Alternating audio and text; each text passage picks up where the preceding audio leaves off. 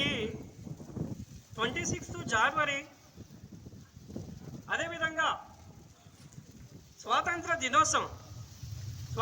దినోత్సవము 1947 August 14 అర్ధరాత్రి మనకు దేశానికి స్వాతంత్రం వచ్చిన మొదటి ఇండిపెండెంట్ డే. అదేవిధంగా స్వాతంత్ర దినోత్సవం జరుపుకున్న తర్వాత మన దేశానికి పూర్తి స్వేచ్ఛ, సమానత్వం, సౌభ్రాతృత్వం, బతికే హక్కు, అదేవిధంగా మాట్లాడే హక్కు, అదేవిధంగా న్యాయ కార్యనిర్వహణ,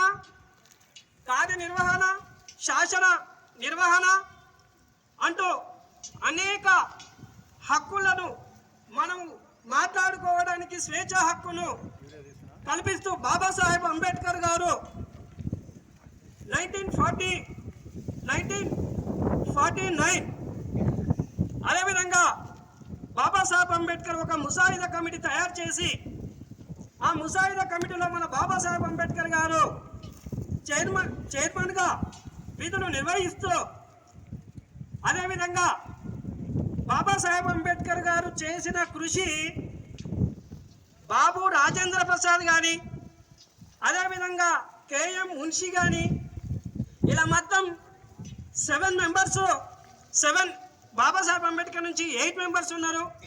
ఆ కమిటీలో బాబాసాహెబ్ అంబేద్కర్ చైర్మన్గా ఉంటూ మన దేశానికి పెద్ద లిఖిత రాజ్యాంగాన్ని తీసుకురావడం జరిగింది. ఒక దేశం కాదు ఎన్నో దేశాల యొక్క రాజ్యాంగాలను చదివాడు బాబాసాహెబ్ అంబేద్కర్ గారు. వెలివేసిన జీవితం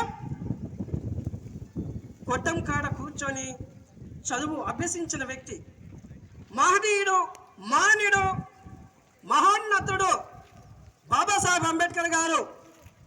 ఈ బాబాసాహెబ్ అంబేద్కర్ గారు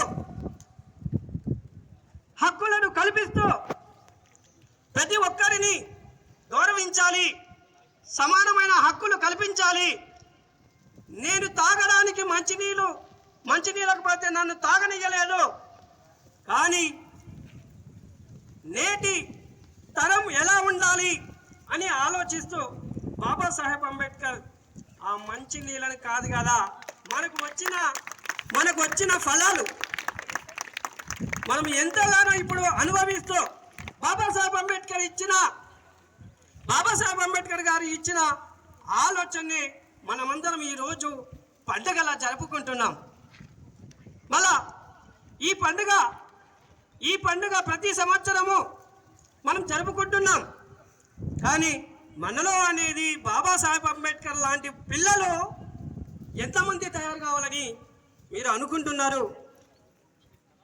అదేవిధంగా బాబాసాహెబ్ అంబేద్కర్ మహాత్మా జ్యోతిరావు పూలే గురువుగా భావించి మహాత్మా జ్యోతిరావు పూలే ఆలోచనలను ఆశయంగా మలుచుకొని ప్రూవ్ చేసిన ఏకైక వ్యక్తి, ప్రపంచ మేధావి బాబాసాహెబ్ అంబేద్కర్ గారు అని నేను సభాముఖంగా తెలియజేస్తున్నాను.